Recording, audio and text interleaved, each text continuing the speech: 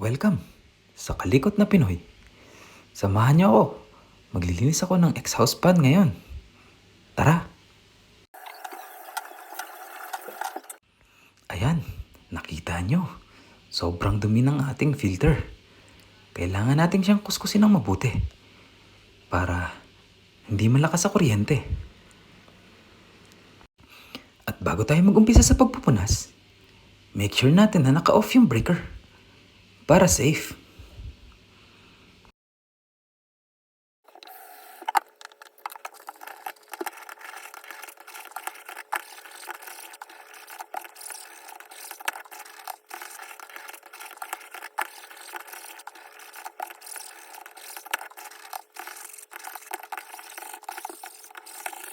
Hindi kinaya ng pagpupunas, kaya gagamit tayo ngayon ng pressure washer.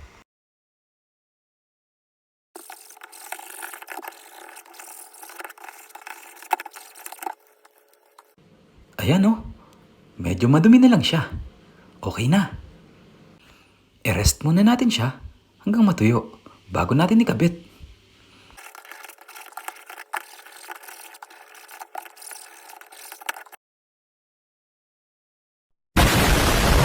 O mga bata, huwag muna kayong aalis hanggang sa muli nating pagkikita. Paalam!